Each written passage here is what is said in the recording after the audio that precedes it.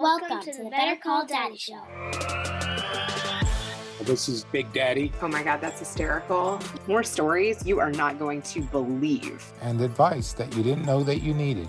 5 stars. 5.5 stars. We're creating a legacy, one call at a time. Here comes my daddy. Your problem is that you like me. Papa. My dad is my hero. I'll always be there to take your call, and you'll never be in too much trouble if your dad is around. Oh boy. I think I'm a pretty cool dude. Better Call Daddy. The safe space for controversy. This is your host, Reena Friedman-Watts. No, this is your host, Celia Watts. More inspirational stories, more daddy drama, and more laughs. Hey, a lot of these things, I don't know where you're getting them from. It sounds like they're coming from when I look in the mirrors. Damn the public. Damn the public.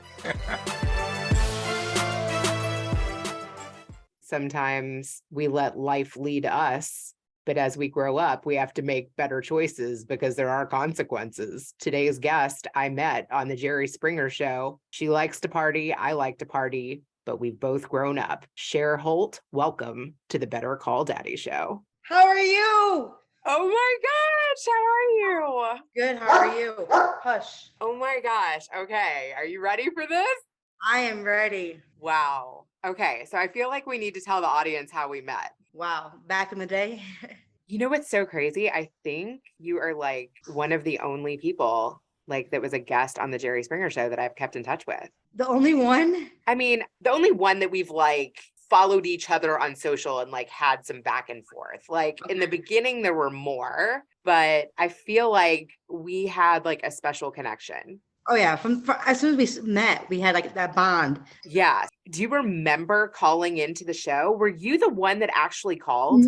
No, it was, remember I was homeless and my aunt's friend told me that I could come and stay with her for a while. And then she heard what was going on to me. And then that one weekend, she goes, we should email the show and see what we can do.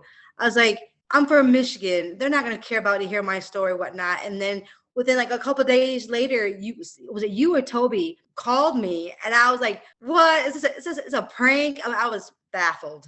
Do you remember too? Like, it's literally like we just call back and we're like, hey, this is Reena from the Jerry Springer show. Tell me what's going on. Yes. And I told you, and then you said, we want to hear you on the show and blah, blah, blah. I was like, shut up. Are you serious? And then it didn't really like hit home with me until I got on the train and got in Chicago. And then like, holy shit. Yeah. Like, what do you remember from that experience now? I remember almost everything because like it touched my heart. I mean, I got to confront Tiger and then the white chick, and I don't remember her name, but yeah. I remember I was able to finally let my anger and express myself safely without getting my ass beat by him. And so I wish now, the only regrets I wish I would have done, I should have whipped his ass a little bit more. I wish I could have hurt him more than he did to me. But hey, we live and learn. So the story was he was two-timing. At first, he wasn't. At first, I thought, I got this man of my dreams and whatnot, and he was a good guy. And everyone told me, his family told me, that he's going to be abusing you, using you, that I need to get away from him. I was like, no, I'm going to be the difference. And I was naive. 6 months into our relationship, he started cheating on me. I was like, huh. And then he had another girl before he met me that she was pregnant and they lost the baby. And then he left me in a hotel for a couple of days so he could go be with her.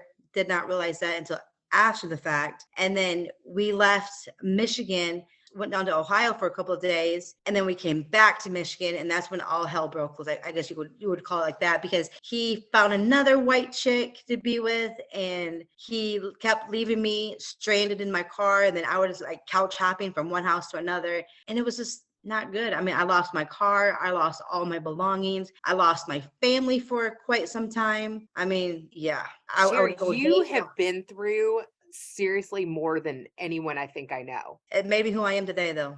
I mean, I don't regret my past because I believe we can live and learn from our past as long as we can get over it. And it took some time for me to get over that past. I'm better now, and I don't regret nothing. I want to know more about you. Like, truthfully, talk to me about your upbringing and your parents. Like, are you comfortable sharing that?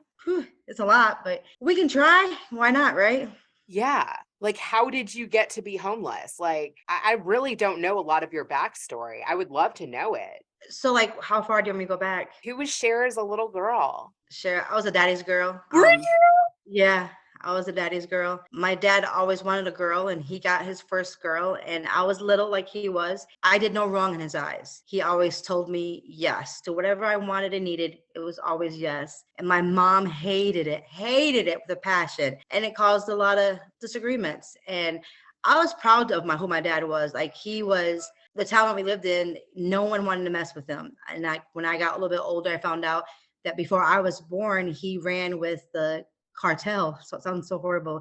And he would traffic drugs from Mexico to Michigan. And he was always called the black sheep of the family because he wasn't this typical white Baptist man, and he was living his own life. It was like on my dad's side, the family was very rich, I guess you'd call it, and had to live a certain standard. And he wasn't that type of person. He was going to do his own thing. Yeah. So I was like, okay. And then my dad always. Okay, it sounds like you might take after your dad a bit. No, I mean, no, not really. No? No. You do your own thing for sure. I do my own thing, but I still have some morals, I guess.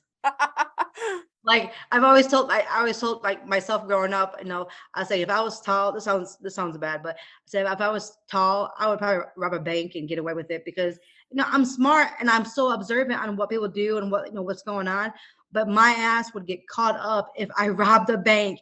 Oh, that's Cher. She's that tall, blah, blah, blah. Yeah, I would never make it out. Aw. Yeah, so my mom and dad got divorced when I was 12. Everyone's life has been challenging, and mine wasn't that pretty. I got beat growing up quite some time. My mom was very abusive to me. The last time I remember before she left was it was a Sunday night, and where I lived at, there was some guys that would do street hockey, and me and my best friend, we wanted to go watch them. Like every Sunday night, what we would do. And my mom told me, no, I couldn't. I had school the next day. So what I do, I go to ask my dad. My dad says, sure, I don't care. Just be back at a certain time. Got it. And I was getting ready to walk out the door, and my mom grabbed my hair, snatched me up, you would say. And she asked me, where are you going? I was like, well, Dad told me I could go watch the guys. And then she's like, well, didn't I tell you could not do that? I was like, yeah, but my dad said I could. And then that's when all hell broke loose. It was bad. And long story short, the cops were involved. And then she took my brother and my sister and took off. I was like, well, she'll be back the next morning. And she was gone. I didn't see her for over a year. I stayed with my dad. Thought it was the best thing to do because didn't have no rules. Now, at first, I go, be cool. I was like 12, 13. I go, I'm going to be a teenager, a youngster, I guess you would call it. And I get to do my own thing. It was nice at first, but then after months went by, I missed that structure and a family. I had to grow up really fast. I remember going to the store every week with my little red wagon and get groceries for the week. And back in the day, if you lived in a small town, you could put a tab on your account and you could pay it every month. So that's what I would do. I'd go in the store, get what I needed for the week, get my, hygiene products, and then walk back down to the house and then take care of stuff and try to pay the bills. Because my dad was also at that time, he was an addict. So he would get high and then he would pass out day and night. And then I would have to, take care of myself. That was hard. After a year and a half of living like that, I couldn't do it. So I called my mom and told my mom, I go, I want to come with you guys. I can't live like this no more. And she took a little while to come get me, but then she decided I can come home. So she picked me up.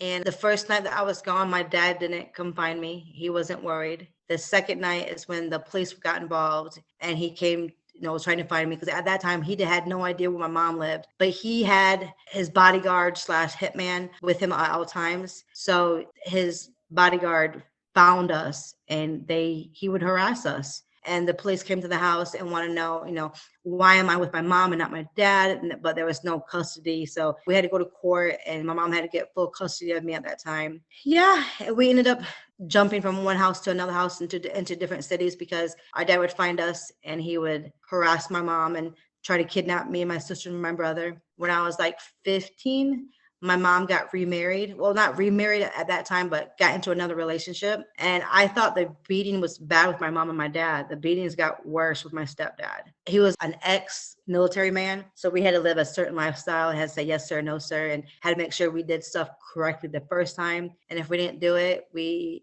got beat. And I was the older sibling. So I made sure that I got all the beatings, not them. I took the Aw. blame. I was 16. I found out I was pregnant and I was excited. And one time I pissed off my stepdad. He beat me so bad that I had a miscarriage. Oh It my was hush. God. It was hush hush. Like in the like we're supposed to, be a certain look a certain way and act a certain way, on the streets, but behind closed doors stays behind closed doors. So when I went to the hospital, I didn't know what was going on. I was bleeding, I was cramping, and they said you're having a miscarriage. I was like, Oh my they said, God. you know what happened? I said, no, don't know. They said there was trauma done and they want to know, like, no, I don't know what happened. My mom knew about it and she always told me, well, you should never provoked him then. I said, okay.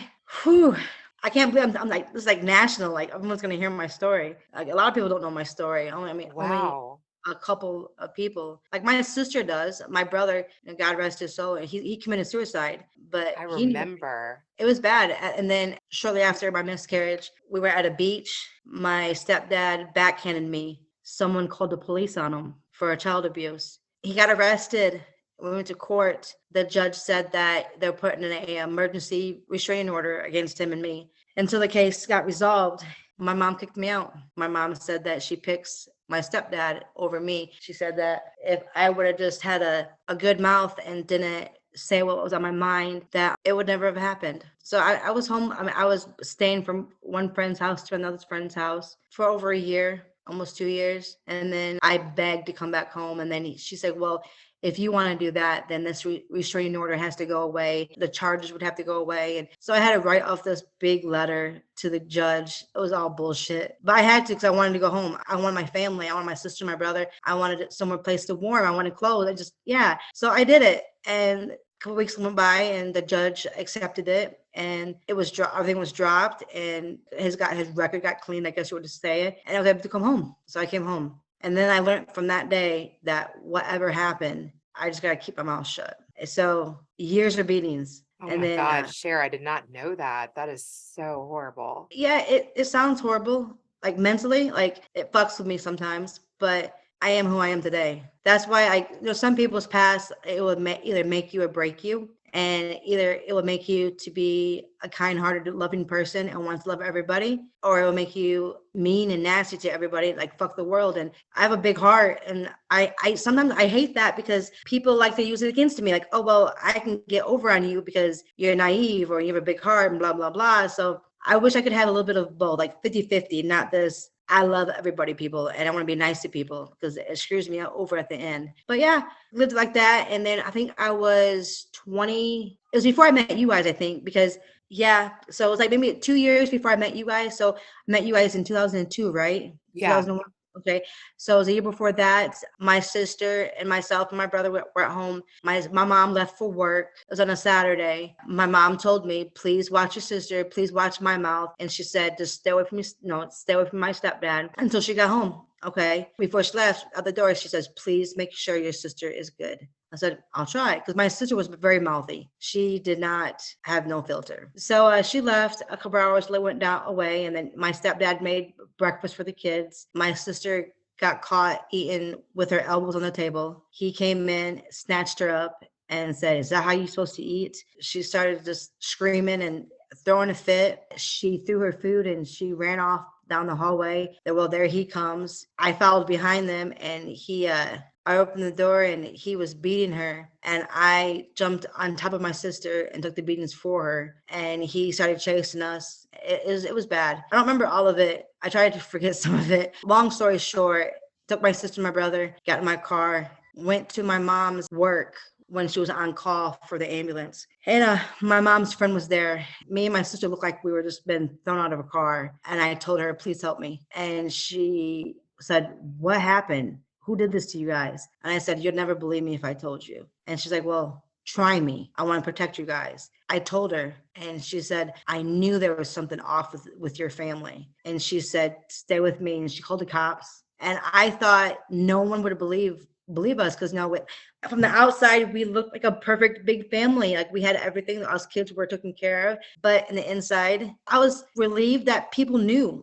People knew like something was off. The police were called. He got arrested. And this time my mom couldn't stop it because we had marks. And then we got an outside witness, and because who she worked with, this is the second time that something like this happened, the state of Michigan did not let it go. So he got arrested, and my mama, she lost him. Long story short, they ended up getting a divorce. He said that he was done with his family. He left. It was peaceful, but I'm 41 now, and she still blames us for her divorce. She still says that if we would have just been quiet when she said he was only home 1 week in a month, you guys could have just stayed away from him and just done what he said. I went, it's kind of hard.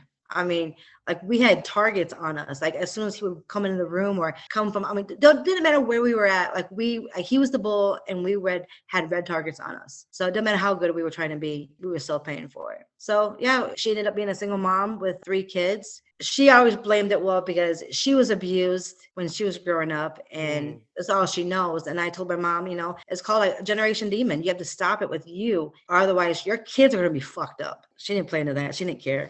You're the first person I've ever told you this. Well, one person knows, but I was 29 when I stopped getting beaten from my mom. That's all I know is beating from women, men, boyfriends. It don't matter. And like when I met Tiger, like he was like a little gangbanger, like he was rough and tough. Like, this is what I want, because I'm little. I said, I don't want this. I don't want a pussy man. Like, I want someone to be able to protect me too. And he wanted to talk to me. He wanted to date me. I was like, let's go. Regardless of what I hear, what I've been told, I said, let's go. Let's do it. And then that's when he put me in the hospital a couple of times. Oh, I never told you. No. Yep. We were in Albion, Michigan. I didn't do what he wanted me to do. I refused. He beat me. And then he had the audacity to take me to the emergency room. He dropped me off at the door. And I remember another guy was coming out of the ER, and I couldn't hardly breathe. I was all bruised up. And Tiger just left me right there. And this guy that was walking out, he grabbed my arm and said, do you need help? And then here comes Tiger. He says, don't, curse him out and whatnot.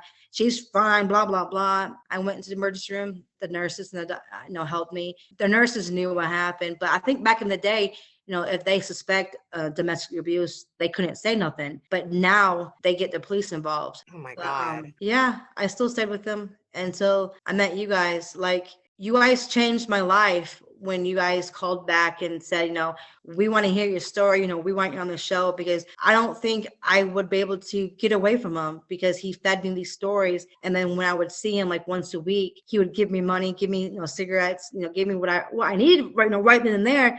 And he would say, I'll leave her soon. I'll make sure I'm with you, and I'll take care of you, blah, blah, blah. And I was like, what, 21, 20? So young. We were both so young. Right. And I was like, okay, I got this. But I went through hell and back, seeing stuff that I wish I never seen. Like, I've been through raids, like when the SWAT team would come into your house because if you have drugs, whatnot. And I've been through 2 of those. And like, yeah, I know people go through it, but like, I wish I didn't go through half the stuff. But I thank Toby for having me on the show. You guys saved me, because it gave me another outlook. It gave me, like, I didn't love him no more. He on the show, and we did our thing. And then that evening when I came back to the hotel, I don't remember how he did it, but he reached out. He might have called my room. I'm not too sure, because at that time I didn't have a cell phone. And he's like, I'm in this hotel. We should meet me and we could hang out and we could talk. And I said, no, not. And then when we got back to Michigan, he reached out to me, nothing. Like, I was afraid of him, yes,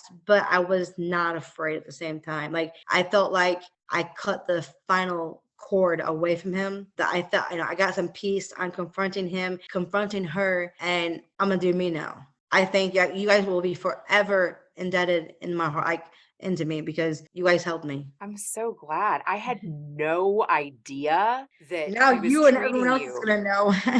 I just had no idea that it was that bad with him. That was bad. I wish I could forget him. Like, there's been a couple of times since then, like maybe a couple years ago, that I've even tried to like Facebook stalk him to find him, but I can't find him, just to see what's he doing. Like, what does he look like? Or does he have all, like, how, because he wasn't just abusive to me, like all his other white, the saying is, a black man will get with a white woman because a white woman cannot stand up and protect herself. We're weak. Well, I'm not weak no more. And I just want to see all the hell that he has caused myself and other females. Where is he at? How's he doing? Because, karma's a bitch. And I believe, I hope it would come up and catch him. Yeah. I mean, I've done some Facebook stalking of my own. Right? Who hasn't? If you say you've never Facebook stalked, you're liars.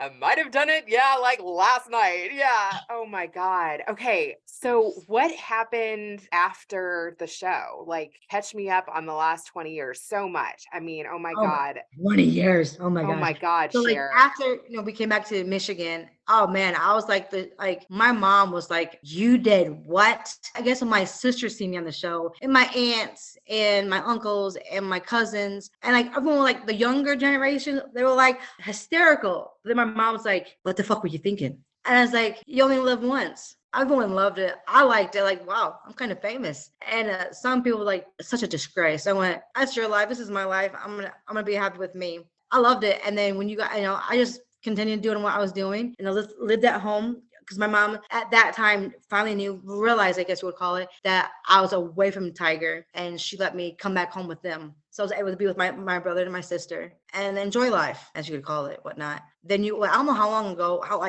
what the distance was, but then you guys contacted me to be on the spring break one. Yeah, so that was my. Oh my God. Like, seriously, I still have pictures of us from Jamaica. I've got to find them. I do too. And like, remember when you guys wanted me to Chicago to be on the Jerry Springer show, I told you and Toby, I go, I can't ride in a plane. I'm scared. Right. So we did That's that why you took the train. That's so crazy. I wasn't sure if that was because of 9/11. I mean, I worked there during 9/11 and we had to put people on trains. So I was like, is that why? But you were scared to fly. It was just because, I was scared to fly.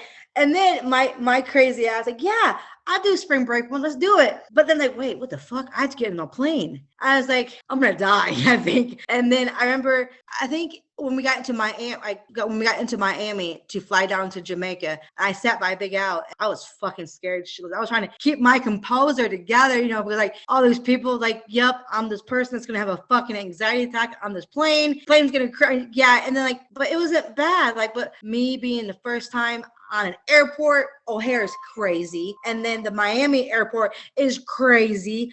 And I don't remember who that guy was. I don't know if he was an intern or he worked with you guys, but he was the one that like chaperoned us around the airports, whatnot. But yeah, my little legs had a workout that day. It reminded me of Home Alone. Like I was the kid rushing in the airport and terminals trying to get to point A to point B in a fashionable time. Like it was awesome. And I remember then when we left Jamaica, I had something in my bags. It was like nothing, no liquor, no bombs, of course, just something that I wanted. I think it might have been like a soda or whatnot. I wanted to bring it back to the States because I'm never gonna go back to Jamaica again.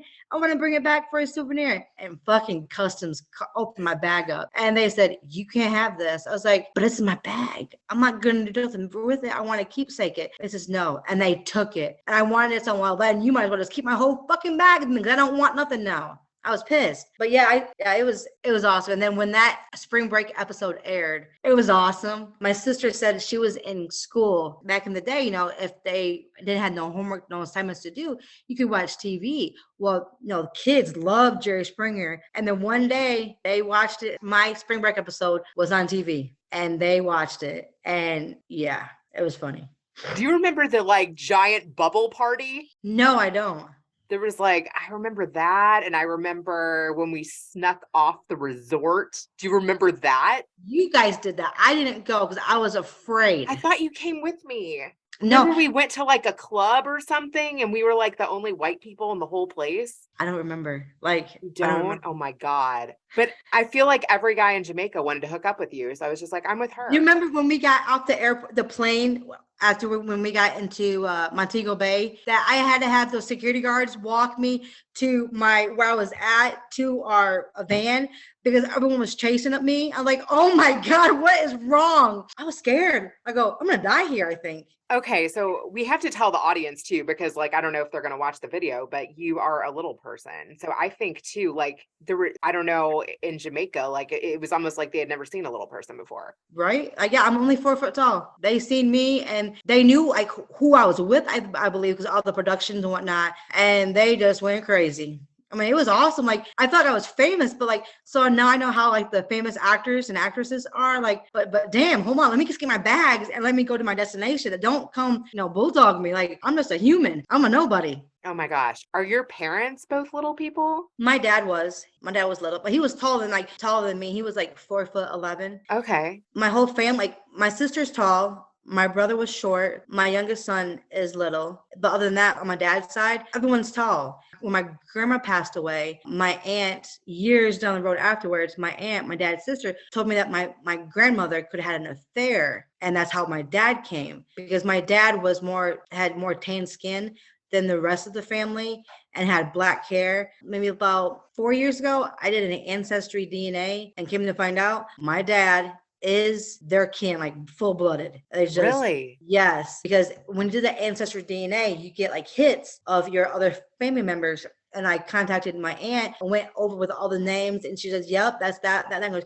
And then she's passed away now, but before she passed away, she got closure, I guess you could call it. Like my dad was, her full brother sister. So interesting that they tried to say he wasn't. Yeah, because like if you look at my dad, even though like my dad and his brothers and sisters all had like similar facial, but because he was tanner, darker, he looked like he was a Native American, but he was like when my ancestry DNA came back, it said that I have German and I have England and Irish in me, but I'm like even like still to this day, people think I have Puerto Rican in me. I was like, no, I'm just a basic white bitch. I'm nothing special. But for some reason, like to me, my sister's real white complected and I'm tan. I have brown eyes and she has blue eyes. It is what it is. But now my dad's family can never say that my grandmother had an affair and that's how the crazy one came. How did your parents get together? I'm not sure. If I remember correctly, a little bit, my mom's parents were from Florida, resided in Florida a lot. And my dad would come down there and do fishing trips. And then he worked for my mom's stepdad, whatnot. And then that's how they met.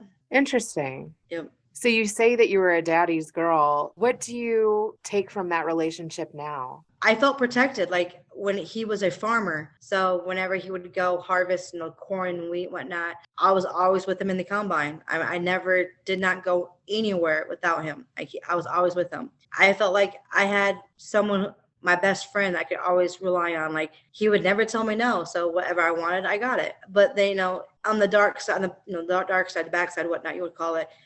He was still bad. He was still evil. But I loved him. And I love my mom too, regardless, but like, it is what it is. We can't choose our life. We can't choose our family. It is what it is. Okay. I also know that you were married. Can you talk about that at all? What happened there? I mean, that is tragic.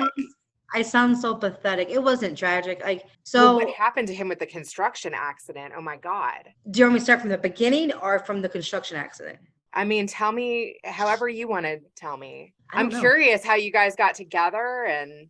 Okay, so back in the day when MySpace was a thing, like it was big and popular, I met him through MySpace, started talking, like, okay. I just had Spencer almost a year later, so I was like, I'm going to try to find somebody. Because a lot of people look at me and they just want to say, I just want to fuck you. I never fucked a midget. So that's like half the people I've been with. They just want to see what it feels like to be with me. So I was lonely. I just wanted to find a friend to talk to and base our relationship from that point if it goes any further. So I was on MySpace looking around. I met him. We talked on MySpace and then over the phone for about 6 months. And then we decided to take it further. He came to live with me. Like, I was so stupid. I mean, never met this man in real life. He just automatically but I looked him up on the Oklahoma Department of Corrections, seen he got in trouble a little bit. We been the same places, but never ran into each other. I'm like, yeah, let's do it. Why not? He came to live with me because both my kids, their father did not want nothing to do with them. So he said, Spencer was just turned 1 and then Jaden was 3. And he said, I'll be a father figure to them. I was like, okay, well, this is a lot for just jumping into it. He goes, I can do this. It was great. Like, he was like almost the man of my dreams. Like, it was almost too good to be true. Golly, our first year was pure hell. Like, I kept catching him cheating. Ready for this one? I caught him fucking my sister. I walked out into the living room and they were fucking each other on the couch. How the hell did you work through that? I just walked out and I just stood there and I was frozen. I didn't know what to say, didn't know what to do. It felt like forever that I was standing there, but probably it's been a couple of seconds. And then they both got up. What? I was like, are you serious? Really? They're like nonchalant, like, it's okay. I went, and then he had the audacity to say, let's have a threesome. I said, no, I don't do that. No. Yeah. I don't know what to say about that, but yeah, I still stayed with him because he loved me. So that's all I wanted, someone to love me for me. But yeah, we were together for quite some time.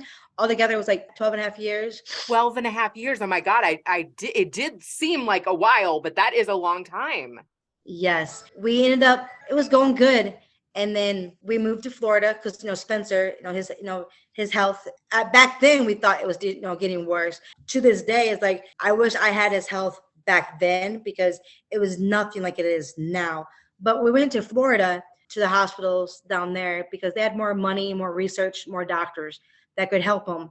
And then we stayed down there. We got, after almost 2 years, we finally got the diagnoses that what Spencer's has. And so, okay, we're going to end up saving, we're going to save money up to go back home to Oklahoma, to be with close around friends and families. Okay. So for context, because not everybody knows, I feel like we got to back up. Like, I don't know about Spencer's dad or about Jaden either. So Jaden's dad, he was in a band, like he was beautiful, like he had long hair, he had that tan complected skin. I was like, oh, I like him. We had a one night stand, and this one night stand only lasted less than like 3 minutes. And it was horrible, but I got pregnant. I was like, okay, awesome. Well, now I get to have this man forever in my life. In 2 months, 3 months, went down, and I contacted him and said, hey, we're having a baby. And he told me, I don't want a baby with you. If I ever see you, I will kill the baby. I said,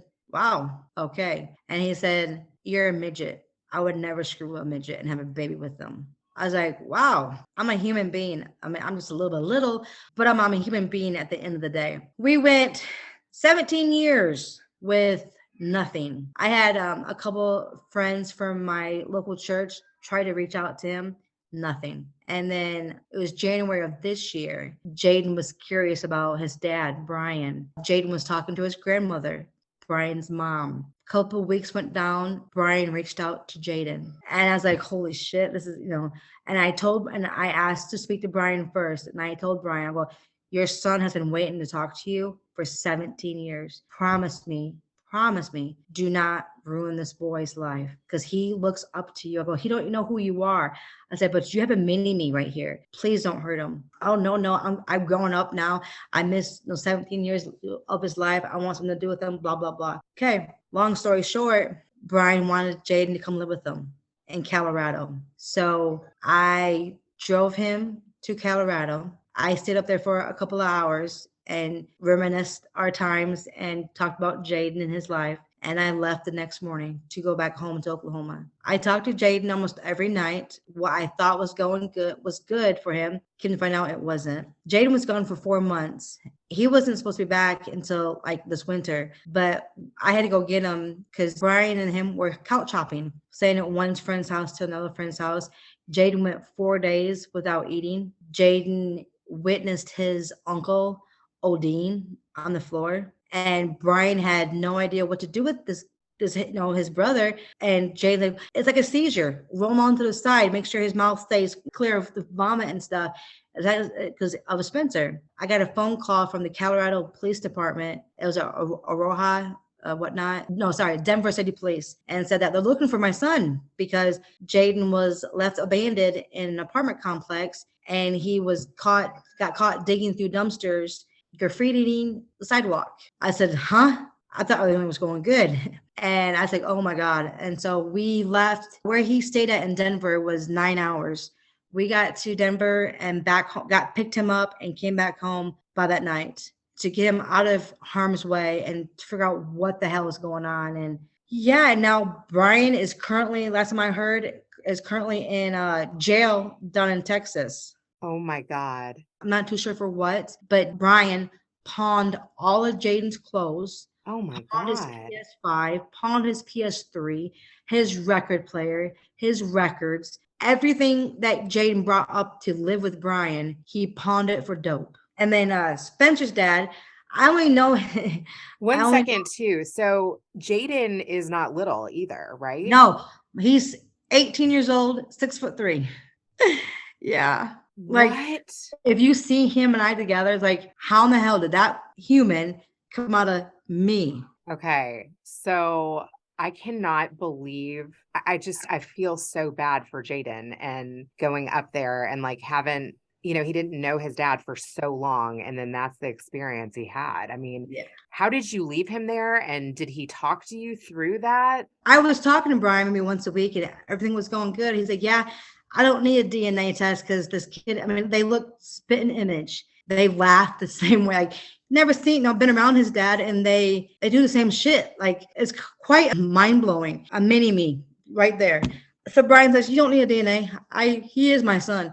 And then his other kids, they look just like Jaden. But Brian kept telling me that things were going good. Never told me the truth about stuff. And then I kept getting phone calls from Brian's mom. And then the last straw was like from when his sister contacted me and said, you need to get Jaden. And then the following day, the Denver police called me. I was like, okay, we're going to Colorado. Oh my God. What was it like too, like raising him as a single mom? Oh man, I was scared because I have very bad OCD and like I'm gonna have to touch poop, puke, pee, all that stuff. I was like, what am I gonna do? And I was like, but he was a great kid. Like he was so smart. I mean, he did everything before the expected milestones. He was a good baby, like a very good baby. Did you have like a normal pregnancy? Like for the most part, I kept having preterm labor. And then I think I was like about 30 weeks, 28 to 30 weeks. I had to be on bed rest completely. And it was okay. And then I had him at 37 weeks. Okay. Wow. Oh my God. And then what was like becoming a mom for you? Reality didn't kick in until I had a C-section. So, on the table, getting cut open. Okay, whatever. And then it did not hit me until I heard him cry. I was like, hold on. I'm a mom. Holy shit. Like I have another life that I am having to take care of. Like, yeah, there's no more me. It's my son. And yeah, but it was awesome. Like having another human being loves me unconditionally. Are you guys close? We are close. Like he's still like right now to this day, like he's my little pit bull. Like he is, mama, you shouldn't do this. Mama, you should do this. I'm like, oh my gosh, Jaden, I'm 41. I can do what I want to do. I don't need your permission. I go, pay my bills maybe, and then maybe you can tell me what to do, but not until then. Like I love it. He's very protective. Yeah. And also like at what point, I mean, you said he's 6'3". Yeah. When did he pass you up? I think he was like 4. Yeah. I mean, he's a big kid. Yeah. He's a big boy. He's 6'4". About last time I knew a couple months ago, he was about 220. Whoa. I mean, how did people react to that? When I say, oh, it's my son, I go, huh? That's your son. But if you look at our faces, like we have, our eyes look the same. And I mean, yeah, like he's my son. Wow. And what was like going to school like and all of that? He loved school. He was a great kid. And I was always afraid of going to like school functions. I did it because he never, was embarrassed of me. He said, Mama, I want you to come. I go, but what if your friends make fun of you? You're my mom. I want you to come. So, okay. And then of course kids are going to, say stuff, but it never once bothered him, and it still don't bother me. It bothers me more than it bothers him. Yeah. Something you said earlier about how guys just wanted to be with a midget. Yeah. Because I guess people don't understand like the type of dwarfism that I have. We have everything like an IQ, an average sized person. The only thing that's different is our top bones get hard before they should and they stop growing. But other than that, my torso, like if you and I sat down beside each other, you would not be able to tell that I was, unless, I sat, stood up. Other than that, everything's the same. Like my torso is the same. That's why like I'm more curvier, because there's nothing wrong with me. I'm just little. But yeah, it will still feel the same. I still have boobs. I still have a butt like everyone else, because like certain types of dwarfism, they are proportioned well enough, like a little kid. Me, no, it's all there. Have you like found any sort of support group ever or tried to connect with other little people? You're gonna die when I tell you this. So first, growing up, my dad always believed in just because you're little, you don't need a help up or a handout. You figure it out yourself. If you have issues, you don't need to go to like LPA events or reach out to other little people. Figure it out yourself. No pity parties. So I didn't see my first little person until maybe about 10 years ago. Wow. And like the people, like the little people around here in Oklahoma, the ones that I have met, they're too stuck up. Like they think, well, I'm little, I have to act a certain way, dress a certain way. I can't be saying this kind of language. I can't listen to this kind of music. I'm like, why not? Well, we're little. We have to have a good reputations of us. It's like, man, fuck this. I'm gonna be who I am, regardless if I'm little or not. I'm not gonna have this stereotype. I'm little. I have to be this good person. I mean, I'm still a good person, but I'm still going to listen to what I want to listen to. I'm still going to dress the way I want to dress. And if I want to have a foul mouth, I'm going to have a foul mouth. That's how I grew up. So like, yeah, it'd be nice to maybe not with the Oklahoman people, maybe like California or New York, somewhere that's big states that are more open little people of being different. You can have your own life that way. But other than that, I just don't sound so bad. I just don't care to. Like, I'm just gonna do my thing and go like it is. Yeah, I appreciate what your dad said. I think that that's really cool, actually. Yeah. Okay, so after Jaden's dad, how did you, then what? Then what? Then like he's back home now, trying to get him all, I mean, he lost everything. So little by little, trying to get him more clothes. You know, I can't afford a PS5 because they're so expensive. So yeah, so we're just managing right now. I got pregnant for Spencer in 2009. Oh, 2008. We had a baby the same year. Your My one's- oldest is 2008. Okay, so yep. How close are Jaden and your second one? Spencer's 14 and Spencer's Jaden 14. is 18. Okay, so they're 4 years apart. And Yep. how did you meet the second guy? It's up to two possibilities of a dads. It's either one person, if it's not him, then it's the other person. Through one of my friends, you know, we would always go out and have fun. I hooked up, and the two guys that could be, you know, we had multiple interactions, I guess you would call it. Then I got pregnant, and then I contacted both of them. The one said, I have 9 other kids. I don't want other kids. That was it. Like, oh, okay. And then the second one, I reached out to him, couldn't talk to him. So I left a message on his voicemail. And then maybe because Larry was in the picture and he came to I was working. He came to my house and put a note on the door saying, I know he received my call that he has a baby. He said, and then he left his phone number and said, I would like to be a part of the child's life. And then Larry told me, well, I threw away that number because he does not need to be a part of his life because he's never been here. I was like, wow, thanks, dude. Now I don't know his number. I don't know where he's at. I don't know. Like the first one, I only know his street name. That's all I know. And then the phone numbers I did have back in the day, but I don't have them no more. And the second guy, I know his first name, but I don't know his last name. So yeah, whatever. And as far as the pregnancy there, was it similar? It was pure hell. Like it was completely opposite. Like I was sick. I was in and out of the hospital for dehydration. I kept leaking amniotic fluid because I am Rh negative. So my blood type is completely opposite from the boys. So when I got pregnant, my body was attacking the fetus. So trying to abort it, like something's wrong, let's kill it. At the beginning, I had to have a Rogram shot. And in the middle of the trimesters, I had to get another Rogram shot. And at the end, I had to have another Rogram shot. For Spencer, I was in other hospitals, getting fluids, getting medications, trying to stop my body killing my baby. Oh my God, that must have been so stressful. It was, because I was alone. I was sick. I was trying to think of like James' pregnancy. I'm like, this is going to be better. But some parts was better, yes. But then the other parts were rough. It was rough. And then what happened when he was born? I want to say when I was about 7 months along, they told me, he's a little person. I said, that's awesome. And that they said that look like he's going to have some birth defects. They didn't go in all in detail about it. And at that time, my high risk OB doctor said, do you want to abort it? I said, no. Do you want to put it for adoption? No. And they said, okay. And then I was on bed rest about 25 weeks, I think it was. And then at 36 weeks, I had to take the baby. My body could not handle it no more. My blood pressure was high. It was horrible. And they said that once he's born, they don't know if he'll be breathing. They were trying to prepare me for the worst.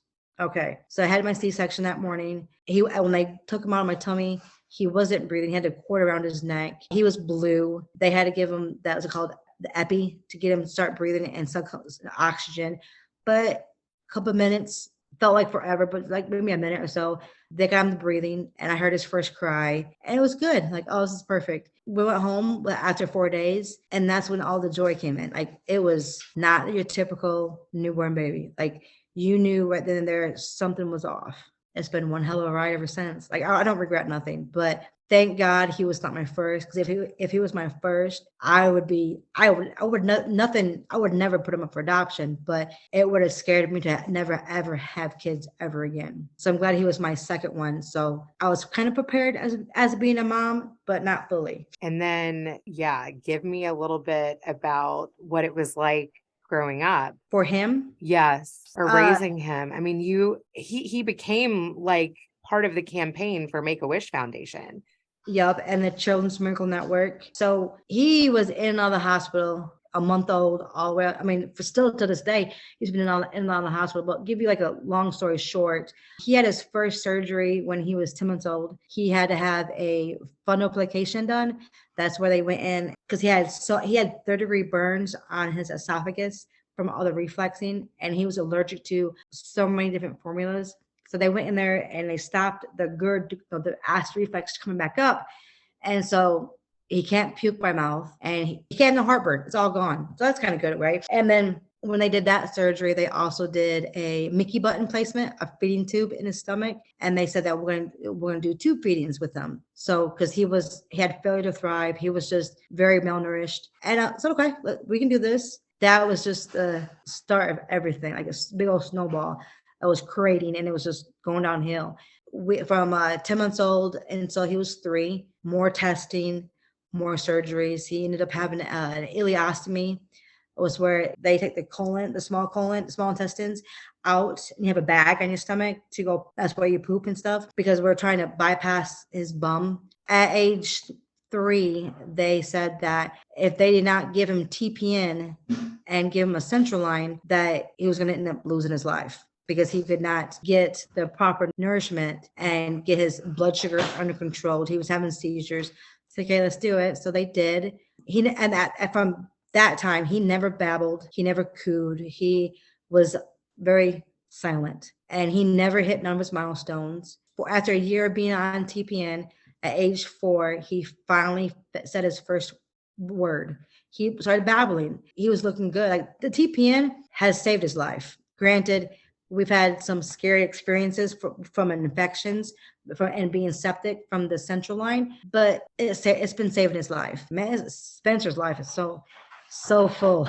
We now know, after years of research and genetic testings, we finally found out what has been causing him to be, different, not the atypical child. Yeah, so he's just on borrowed time now because his Lennox-Gastaut syndrome and the FOXG1 he has is ruining his life, ruining his brain. We're working with palliative care to get a good quality of life plan and get a care plan done, trying to make him comfortable. Oh my God, that's so hard. Oh my God, you've been through so much. I have. And I ask myself, how much more do I have to go through? I keep doing it, but it's like, I would love a break sometime because some days are better than others. Like, sometimes I want to have a pity party and say, this is not fair. Why do I have to go through this stuff? And now my kids have to go through this stuff. And it's just unfair. It's a lot.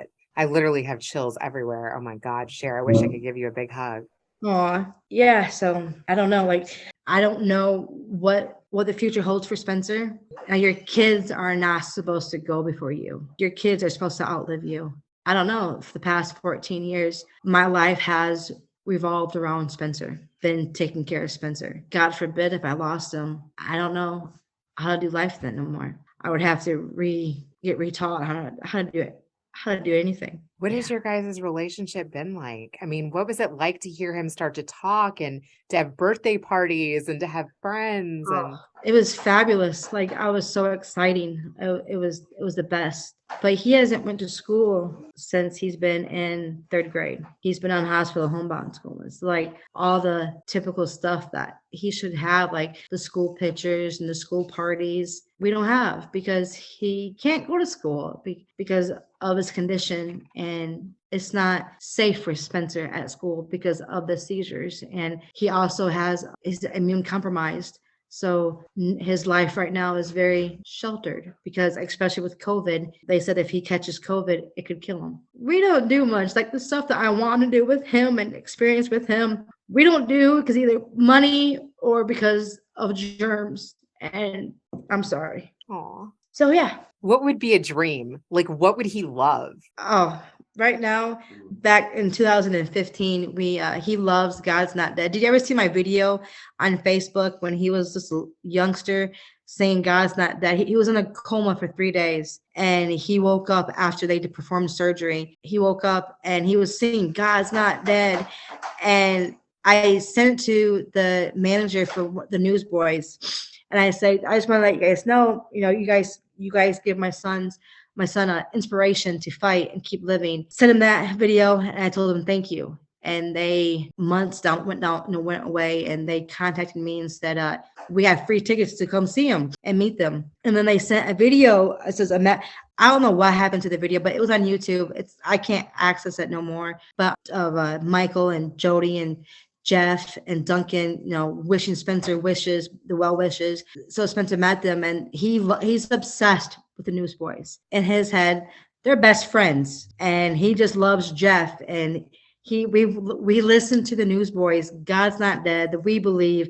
I mean, I know every word to this. I mean, who doesn't? But like, I can hear it playing in my head still because we listen to it so much. But yeah, he loves the Newsboys. Okay, so I'm gonna try to get in touch with them. That's so cool. Yeah, and like Spencer is so strong. Like the stuff that he's been through, I'm in shock that he still remembers them because every day for Spencer is a new day.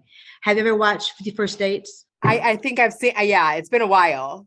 Okay, so like every day for Spencer, when he goes to bed and he wakes up, he forgets who some people are if he does not see you every day, and he'll forget how to do daily stuff. So him met the Newsboys in 2015 and still knows their names and whatnot, and it's 2022 now, they've touched him. And he always say, Mommy, I'm not afraid. And like when he's really sick, he says, he'll tell me, he'll listen to his God's Not Dead and We Believe, and he'll say, I'm ready to go home. I go, you are home, Bubba. He goes, no, Mommy. Home in heaven. I'm tired of fighting. And he'll continue to listen to the song. I was like, and how, honestly, how do you prepare, from being a parent, how can you react to something like that your kid tells you? And we don't go to church. We were going to church, but then we stopped because of freaking COVID and everything. But he believes in God. I mean, for a little human boy that has all this faith and believes, and his mother don't even take him to church. I mean, it says something. It should say something to people that there is a higher power. I believe there's a higher power because of this conversation we're having right freaking now. Yes. This is seriously, Cher, a soul connection. I feel that. Of course. Me too. Wow. I'm so inspired by what you just told me. What an amazing little boy. Yeah, and when he was younger, maybe about 5 years ago, people, when we're out in public, people will come to us and say, ask him, may I have a handshake? I just got to touch you. And at first, what is going on? And they said, your son has so much love and so much blessings in him. I just want to I want the gratitude just to touch your son. I go, kind of weird, but okay. And they said that you can see the godlike in him and how much faith he has. I was like, I don't know how he has faith because we don't even go to, I still don't know how he has so much faith because we don't go to church. And we talk about God, we pray sometimes, but we don't go to church. He's full of it. He's a blessing. Wow, that's amazing. Okay. I feel really like uncomfortable asking you this, and you can totally I think I know what you're going to ask me too. We were pregnant at the same time. So you ready for me to tell you the truth? Yeah. Okay.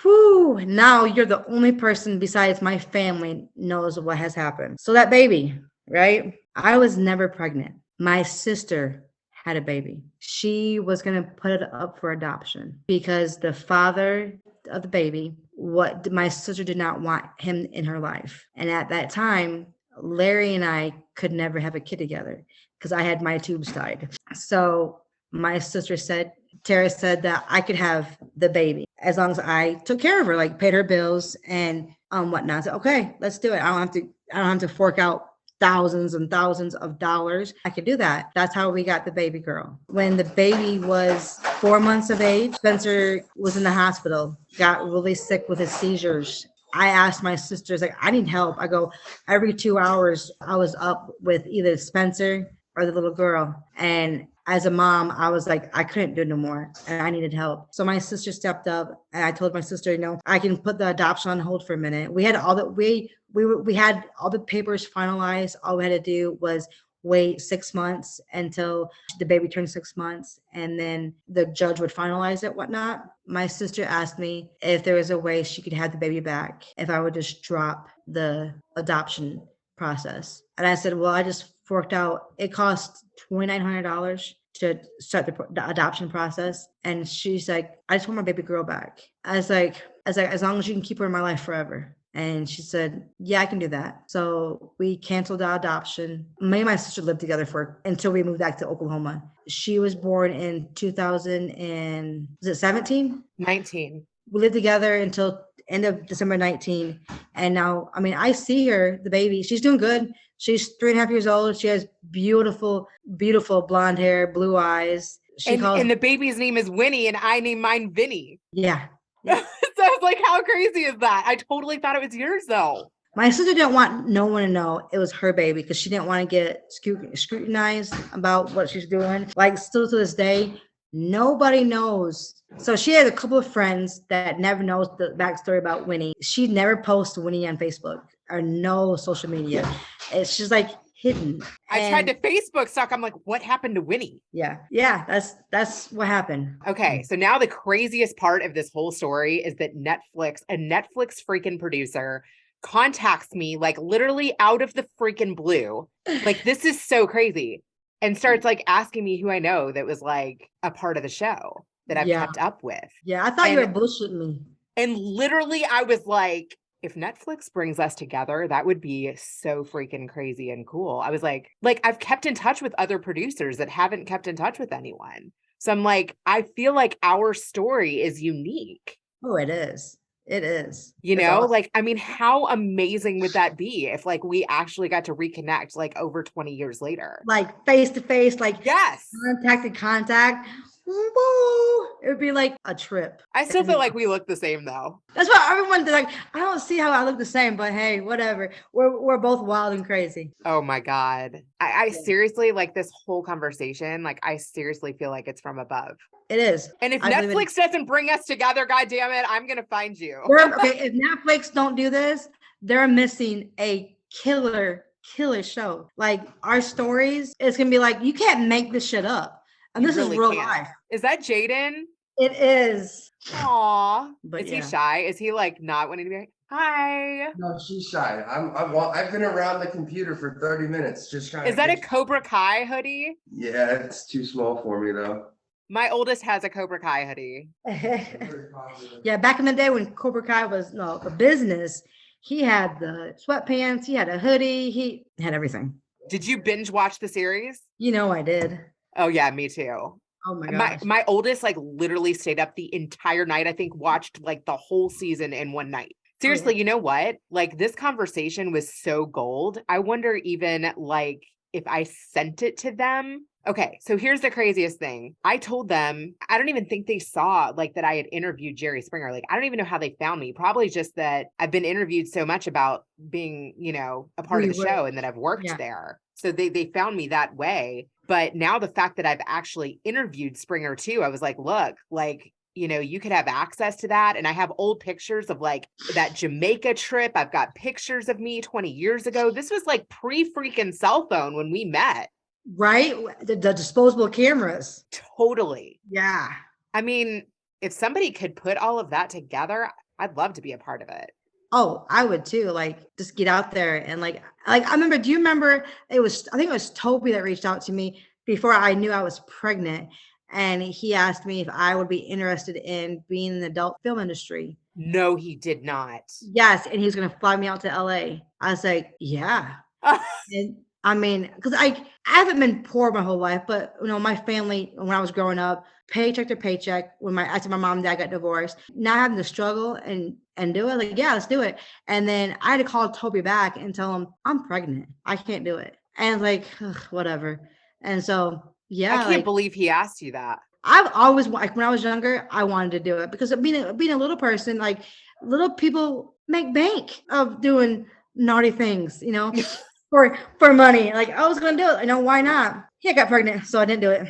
Are you glad you didn't do it? Yeah, because I wouldn't. I mean, if I did it, I would never have had Jaden or Spencer. So I'm glad I didn't do it. What was my mom like whenever she was actually fun? What was she like back then? Yeah, she's so boring now. Oh my God. I think my kids would say I'm boring now too. She was a partier. Oh, She that's was a partier. I think it's still in there.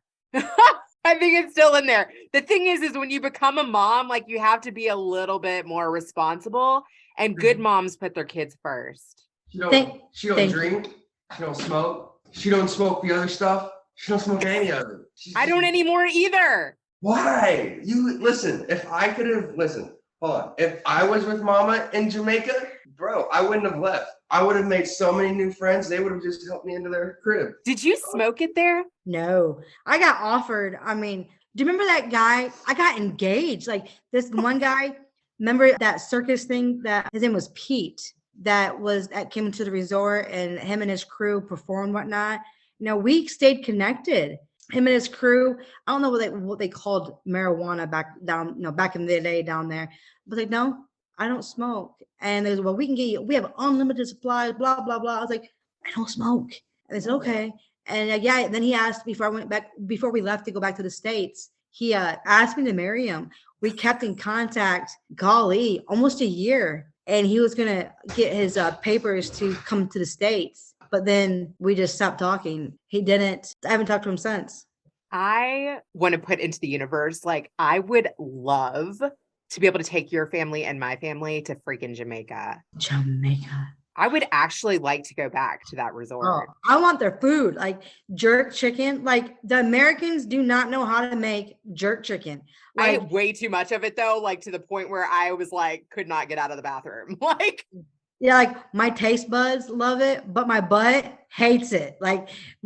Yeah. that's exactly what I meant. And do you remember like those dirty banana drinks? I mean, did you drink any of that stuff? No. I didn't drink their beer, but like they had this drink called the dirty banana, and it was like banana, chocolate, and rum. And I drank so much of that. Oh my God. But yes. Nope, never did. All that sent me to the toilet. Yeah, now, you know, being 41, I've had 2 kids. I have to be very careful on what I eat. And if I eat certain stuff, I have to be close to the bathroom because my butt's going to have an affair with the toilet.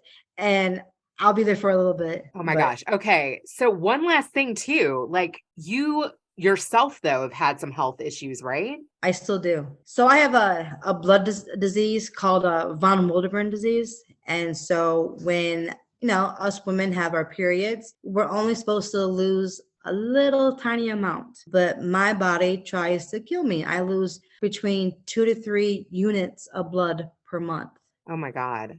I've had 23 blood transfusions. I've lost, after 20 of them, it had been over 20, but my iron infusions, I've lost count.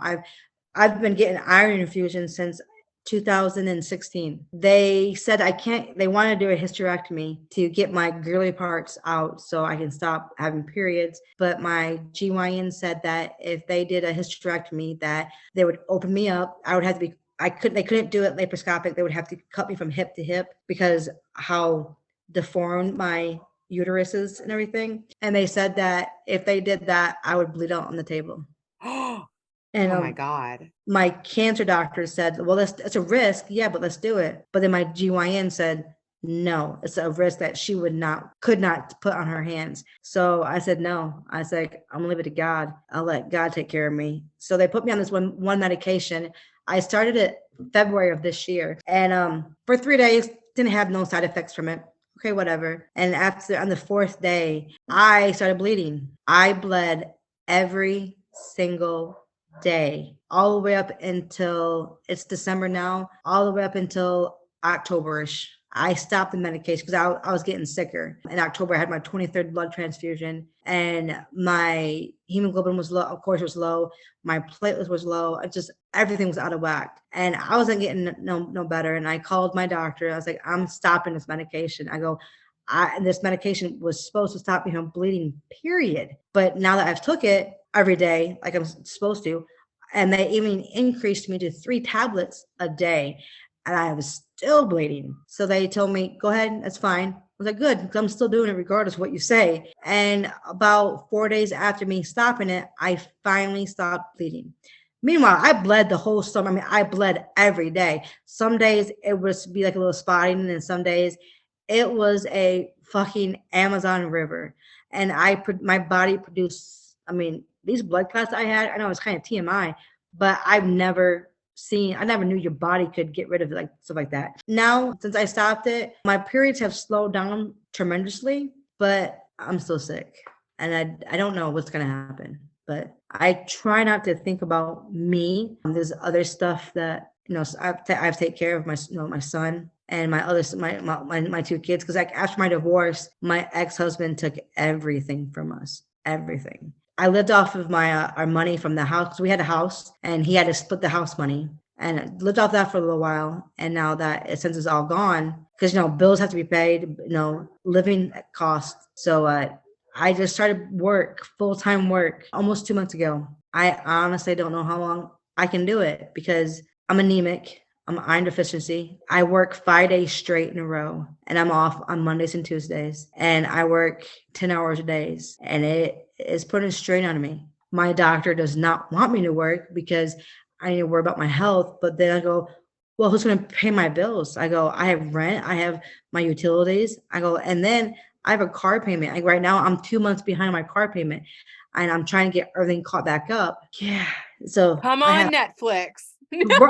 Right. So, yes, I'm on disability, but once they find out I work full time, they're going to decrease my amount of pay. And because like I was getting every month, it was only $714 a month. My freaking rent is $1,400. So yeah, it's like, I try not to think about it because I believe you just get through one. Like I work at a detox center. So I tell my patients, just get through one day at a time. Tomorrow we'll worry about it tomorrow when it gets there. It already has all the problems. So just worry about right now. So that's what I tell myself. Like I can give, I can talk to people and give people encouragement, but I can't take my own advice. So I've been really relying on my advice and me taking it, but it's hard and it's scary. I just roll with it and see what happens. Is there anything you'd like to ask my dad? Ask your dad. Were you wild and crazy when you were a kid?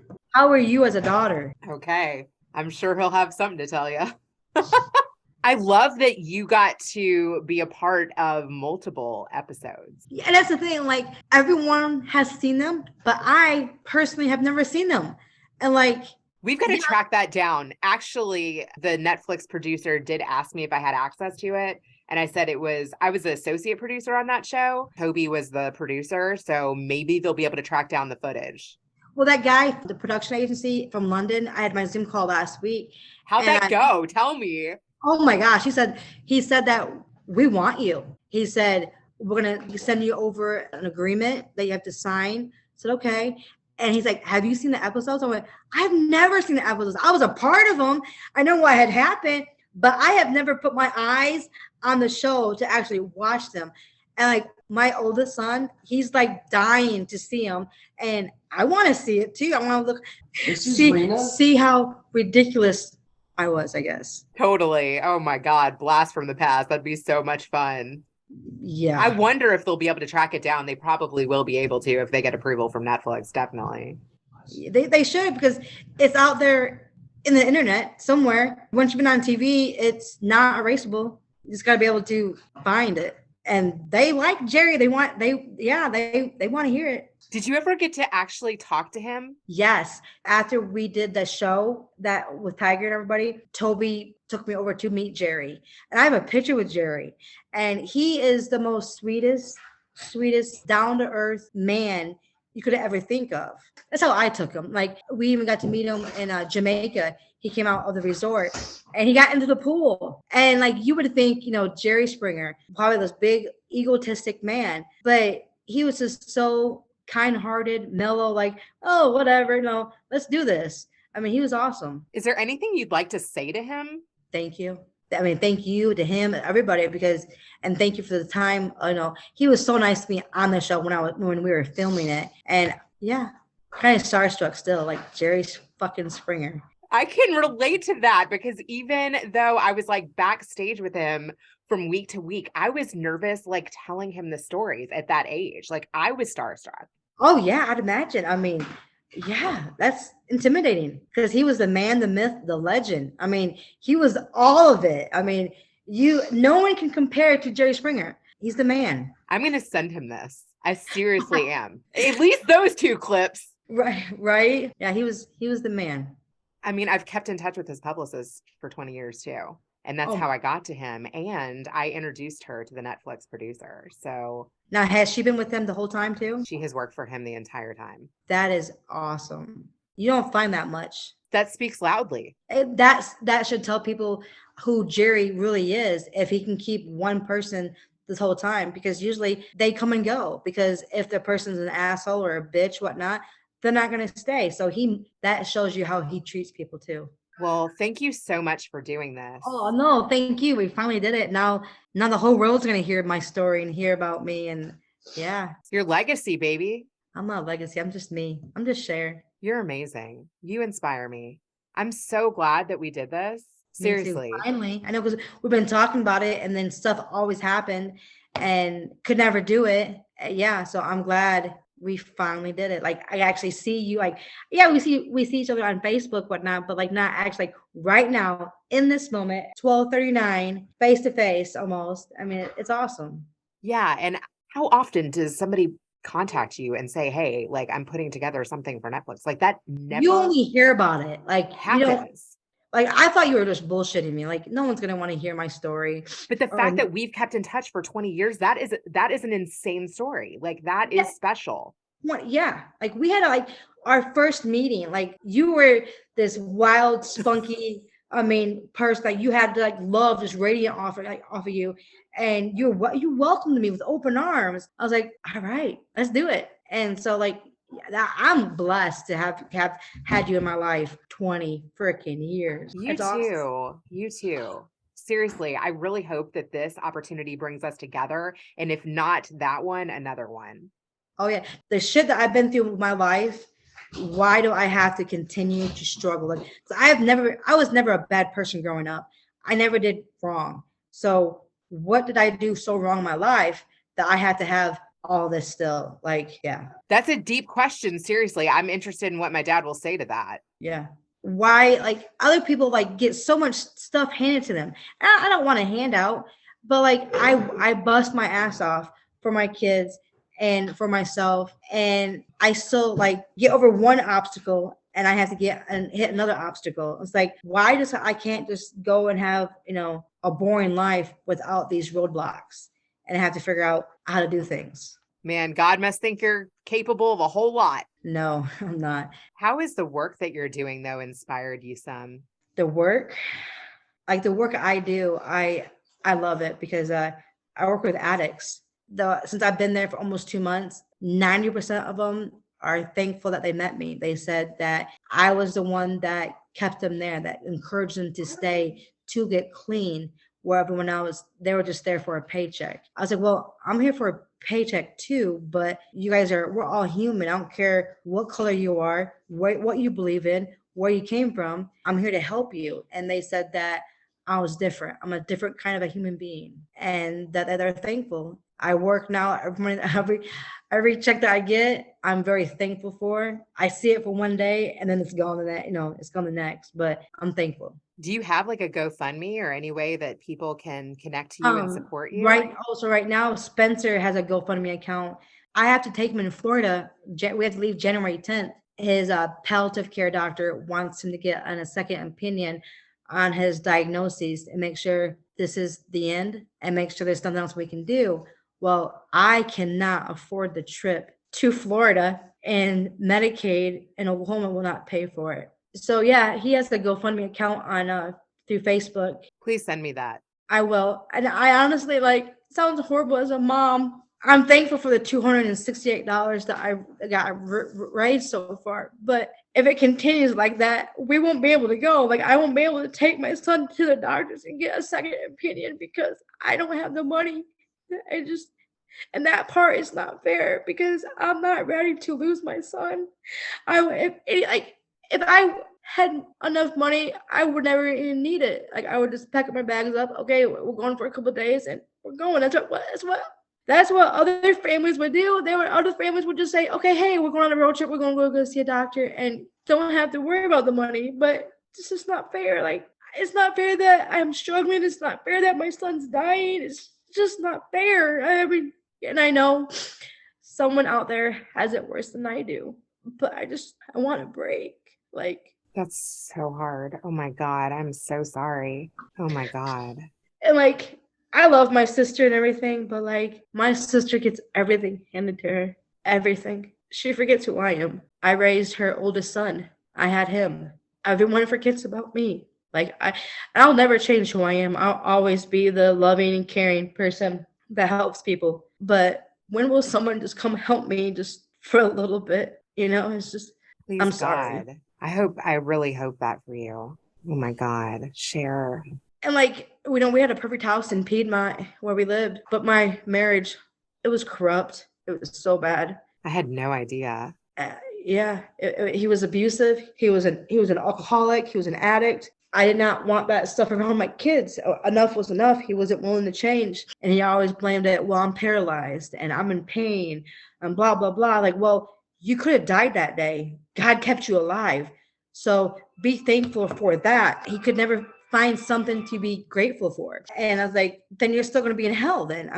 If you can't find something to be thankful and grateful for, then you're still going to be the same person. I finally got the courage to get a divorce. He wanted to take the whole house from me, not even split the house. But his attorney said he has to split the house. And he split the house after the house sold within 6 hours. And I've never seen a house sell that fast. Wow. And then because he took all my furniture, he took the only things that we had that we got to walk away with was our vehicle, my bed, and my clothes, Spencer's clothes, and James' clothes. Everything else, we had to start from scratch. So I had bad credit, so I couldn't buy a house. And it was kind of sad because okay, my youngest son, he's ill.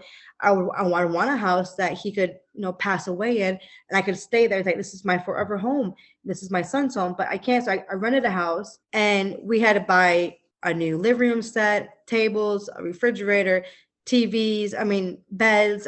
We had to furnish the whole house. That's so expensive. Oh, it's not cheap. But it's okay. You have so much courage.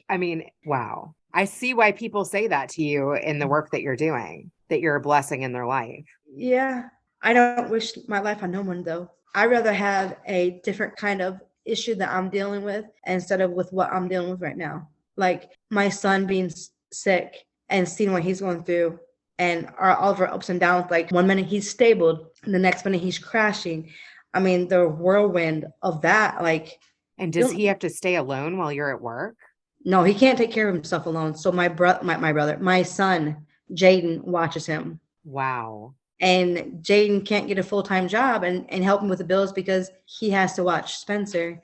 We can't get a babysitter because they have to be some kind of nursing training to take care of him. And what young adult that has went to some kind of nurse like CNA or LPN that I can afford? So yeah. Jaden's a hero too. He is. Jaden has sacrificed a lot to help me. Me and my two boys, we're pretty tight. We rely on each other. That's my life. It's crazy to ask yourself some of those deeper questions. You're like, there's got to be more than this. That I feel like what I would like to think about is everything that I went through and witnessed, and to this day, there has to be a reason why. But what is the reason? Like, why? I don't know. Like when I was married, after my ex-husband got his workman's comp, we were millionaires. Like he was rich. Like we had money. We never had to worry about, $100 off. That's pocket change, So I got to experience life. Like I got to experience how it felt to be rich. And let me tell you something. It was nice. But I was unhappy. And yes, the money does help the relationship, but you can only buy so much stuff before you have everything. And then you go back to I'm not happy. And that's what I did when we moved back to Oklahoma. I went on a spending spree. We got all new ATVs, got a brand new house. We got so much clothes. I mean, pathetic amounts of clothes. That must have been fun. Oh yeah, it was fun. But now I have over 50 pairs of jeans. I was like, what? So I think when I was younger, I want to know how it felt to be rich. So now God showed me what it felt like to be rich. Oh, so you want to be rich? So here you go. This is all the money you can have. And then I had this, and I didn't think wise. I was like, oh, let's do it. And I felt like in a way God knocked me down. Okay, knocked down. Got divorced. Now I'm poor and I'm struggling. And now I am thankful for even though I was thankful for before, but now I'm super grateful and thankful for everything I have to this day. And I think it was like a lesson. Money does not bring happiness, does not bring love. It fills a void, but money is evil. So you have to be careful with your money and your finances. And that's what I learned now. I mean, even though I was never reckless with his money, everything was taken care of. I know how it feels to be rich, and I know how it feels to be struggling. It sucks. I don't wish no one hell. I know I wish him well, but my 18-year-old Jaden, he says, Mama, it's okay if we don't have Christmas. He goes, but we know the true meaning of Christmas. It's okay. But then Spencer said, Mommy, I try to explain to him what Christmas truly is. He don't understand it. And that's okay. And he's like, I can't wait for Santa Claus to come. And I was like, I'm thinking to myself, I was like, how in the hell am I going to be afford to put presents in that? I don't even have a Christmas tree up. I feel like a Grinch because I bought humbug because I just don't know. We're just trying to live day by day. And then I have my Spencer telling me he can't wait for Santa Claus. He can't wait for this and that. It's like, okay, I need a miracle. If it don't happen, it don't happen. It's okay. Because I'll still be thankful for my life, Spencer's life, and Jaden's life. I'll be thankful for that because there's other things that could be worse. That's a beautiful message, actually. It's okay. That's really what it comes down to. It does. Because I also believe in that my kids can get anything, to a certain amount, can get anything throughout the year. Why does Christmas have to be the time where you have to have all these presents and gifts? I mean, that's what's wrong with our year now. The generation, I would say, I'm sorry. Our generation, because kids compete well, I got 20 presents and I got this and this and that. And if another kid didn't get much, that's not the meaning behind it.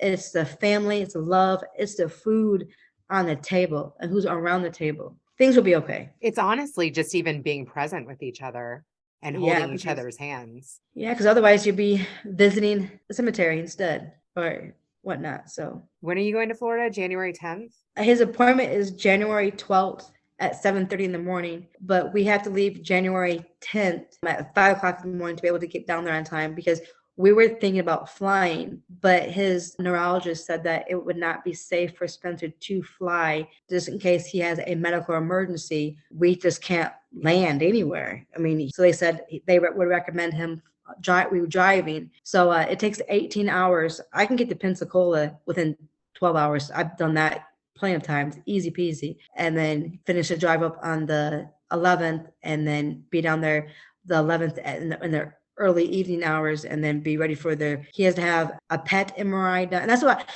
why my GoFundMe account is so high because Medicaid here in Oklahoma will not pay for a darn thing. Nothing. Oh my God. So he has to have EEG done. He has to have a PET MRI done. And that's about $4,500 right there. And then he has to have the office visit paid for and any lab work. And then the expenses to travel down there and back. Yeah, I don't make that much money. I mean, I only get paid $13 an hour and I work full time. I mean, and what I do, I mean, it's okay. It's a job. I'm very thankful for a job. I'm thankful for my patients. I mean, because it's also like when I first started there, I was like, oh my gosh, so these people have COVID. Like, what is going on? Because I've never been around like detoxing addicts. And my RN would say, no, they're detoxing. I went, they're sick. Yes, they will be sick for at least good 3 days. And then you see a transformation from, they're coming in here, they're high, they're detox, and then they're detoxing. I think they're dying, but no. And then they transform into this little butterfly. And like, yes, last night when I worked, 2 of my patients were getting discharged today, and they were going to go into a sober living house. And I said, you're my little butterfly. Now I have to release you into the world, and you're going to be a beautiful butterfly with your wings. And I said, if you can do it in here, you can do it out there in this world. My pay, it's not that great, but it's a blessing to meet these people, and hopefully I can give them their encouragement that I wish people would do it for me and help them. So yeah, it's nice. That's amazing. I hope people understand like addiction does not matter if you're rich, poor, black, white, purple. It does not matter. Because I've seen people that come in there that has money and they're heroin addicts and they're meth addicts. And so they don't care. I tell people that we've had homeless people come in because they're addicts. Addiction is real. It's out there and it's scary. And these people need love. They're humans and they all need love too. So regardless what they decide to do with their money, they're still people. Wow. I wish I could give you a big hug. Please send me that link. I'm going to try to at least put it on my social. That'd be awesome. I'm going to send it to the Netflix folks too. Who knows? Maybe they would contribute. Right. That would be great. I had a little altercation with my son's neurologist here in Oklahoma because she said she's at her end. There's nothing more that we can do for Spencer. And I say, if this was your child, what would you want to do? What would you want to hear? My God. If this was your child, would you be okay just sitting back and letting her doctor tell you that there's nothing more that they can do? We're at the end. And she would say, no. Okay. So then for me being a parent, it's not okay with me. I can't do it because God forbid something happens to him. I lose him. I will have that regret my whole life. God rest her soul. My best friend, she committed suicide 2 years ago. Oh my God. They lost their son. And he was like Spencer. He had a lot of health issues. And he had every doctor working on him except a cardiologist, heart doctor. And what took his life was a heart attack, a massive heart attack at age 6. So, and when he passed away, her and I got close and she said, I will always be here for Spencer. I'll be fighting for you guys. And she always told me, if the doctors don't know what's going on, go find another doctor. And then and that's why I'm so adamant on trying to get him a second opinion. And if this is getting close to the time, I will accept it. But I just want a second opinion just in case there's another doctor out there and it says, well, let's try this medication or let's do this for pain control and see if it works. Just try to help him. Is this a specialist in Florida? Yeah, it's the University of Florida Hospital, Children's Hospital in Gainesville. Also, I mean, this is my own ignorance, but I know I had a baby in the NICU for 7 weeks. I had a 3-pound baby and the bill is insane. And I do know that, is there any way of contacting these doctors and showing proof of what you make and them writing off the bill or no? I've asked them and the doctor in Florida said, well, you don't have to come to us then, because if you have to pay out of pocket, you don't have to come. I said, okay. And That's horrible. And I was trying to tell the office manager, I was like, listen, we're from Oklahoma. We used to see this doctor in Florida. I go, the doctors here in Oklahoma tells us there's nothing more that they can do. And I'm not okay with that. I'm not going to sit back and say, this is the end. Let's do whatever. And the office manager told me, no, she understands it, but their policies is you still have to pay. Now, granted, maybe if we get down there, maybe the doctor will write off some of it, or I don't know. But if I don't have the money, I'm not going to go because I won't be able to make it. I could make it out of Oklahoma, but then I would have to turn right back around and go back home because I can't afford the rest. I mean, because gas is not too outrageous like it was earlier this year, but it's still high. And then a hotel and the office visit, yeah, it's a lot. I haven't thought about it in a couple of days because it's depressing. Even But just the drive is taxing and yeah, exhausting. I mean, that alone is hard. And then traveling with a kid who, is sick. but it's okay. I believe everything will work out. And I also believe God will tempt you, like will test you. Do you have the patience?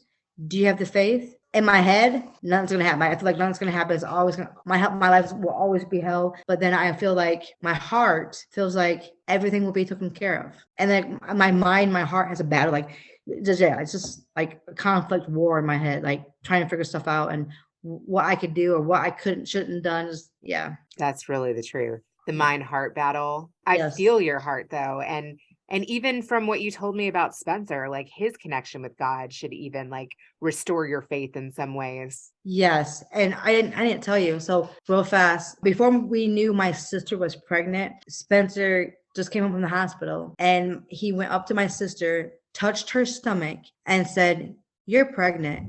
You're gonna have a baby. You should name her Winnie." We started laughing. Go, okay, Spencer. Okay. A couple months down the road, and we found out she was pregnant. We go, what the hell is going on here? Then I talked to my aunt, my dad's sister, and I told my aunt, what Spencer did and said. And I told her like, yeah. And then he said we should call her Winnie. And she said, "Are you serious?" I was like, "Yeah, why?" "Well, my great great grandmother's name was Winnie." I said, "Really? That's kind of ironic." And then she's having a girl. I know at 4 months along, whatever, how long she was when he found out, it was a girl. And my sister decided to name her Winnie. Well, I decided to name her Winnie. So she's named after our great great grandmother and our grandmother because her full name is Wilhelmina Bernice Eva, and then Holt. I love it. Yeah. That feels like a God moment right there. It was something like if people don't have a higher power or don't believe in the higher power, they should meet Spencer, especially when he's having a good day and just talk to him because he'll make you believe. There's stuff that he'll tell you how he loves God and his angels and how peaceful it is. And he'll tell me that he won't be sick no more and no more seizures, no more tubes hanging out of him. I was like, how does he know those stuff? Because I don't talk like that. And he don't go to church. How does he know? Like he's a little gift from God that God has gave me to give me some hope, I guess, some light, and not make me believe, but show me that there is something out there. I love Spencer. He's a blessing. He's a blessing. Thank you, Cher. You are a blessing. You are too. Thank you so much. And now the whole world will know even more about me. Send me that link for real. I'm going to post it even before this airs. Okay. Now, let's switch it over to Grandpa. This is a story about Cher, and ironically, during the holiday season, the story couldn't be told at a better time because it's a story of hardship, abuse, and tremendous adversity, and as you know, where health, sickness are at play versus each other. Bottom line is, God has a way of showing by these type of examples that love overcomes all adversities and makes all of the anguishes in our lives seem to be very low, that anything is possible, that love is very, very strong, should win out at the end of the day, the end of the year, and at the end of life. That concentration, as you know, that I've mentioned to you, that God's hand touches us all. And those that are really connected, those that really believe, can feel that hand and feel God's love and know that there's a bigger and better place for all of us. Sometimes going through trying times is the message that we have to sometimes give other people, crazy experiences that we have, and share that with other people so that they have an opportunity to stay strong and not give up, that you play the cards that you're dealt the best possible way, and that all cards can win at the end. That's amazing that you got that from the episode. The question that she asked me is, was I a wild and crazy guy? And how did I overcome or deal with it? Just like she asked you the same question.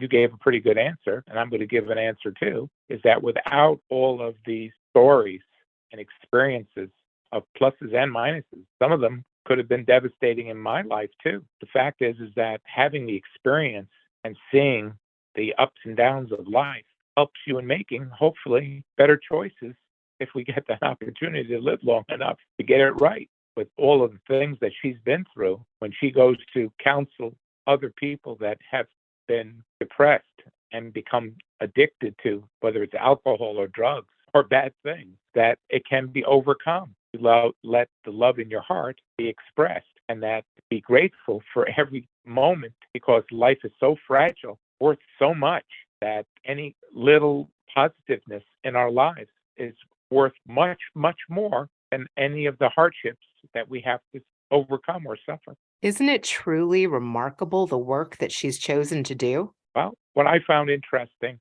is that sometimes we even get into trouble trusting people, trusting our heart over sometimes our mind, that we're going down a bad path here and nothing good can come out of it. And yet sometimes, because we want and we search for friends and we search for love, that sometimes we sacrifice our senses that tell us really no. Then we experience all this hardship and we realize that it isn't worth it to have some type of physical or mental relief for a minute. It's not going to be everlasting. That's why we need good foundations and fundamentals and education, and really a strong connection with God and feeling Him, so that we follow a better path. God gives us that choice. You can do it wild and crazy. You can do whatever you want. You have those choices. But hopefully, if you weigh the choices with the consequences that come with it, that you'll choose better choices, because the pain of the consequences often enough proves that it's not worth it. What did you think about her saying that Jerry Springer really changed her life? Isn't it interesting, after your interview with him, that we find out really how soft-spoken, how educated, how open-minded he is on issues, and very, very sensitive towards also helping people. And he's also is very thankful for all the opportunities that he got in life, that he's not a braggart or someone who thinks he's above it all. That's called humility. Those that have patience and humility, and where the word being grateful and where love is more meaningful if it's involving many, and offering your experiences to other people where that they don't trip and fall, and where that all seems to be not necessarily everybody's first choice, but it is a better choice. When we're only thinking of ourselves or take pity-potting ourselves, it's like we're like a hamster in a wheel where we're just spinning around and around and around and around and not getting anywhere. And I don't think any of us want to be on that hamster wheel. I certainly don't. And that's why we have to be open-minded to listening to others and finding a way sometimes out of the maze of life, because sometimes we just don't get it. But sometimes you get a much better perspective when you do hear the trials and tribulations of others.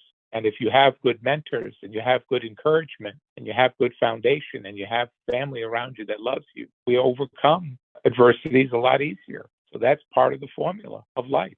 And as you know, life is so short, but still every second is very, very precious.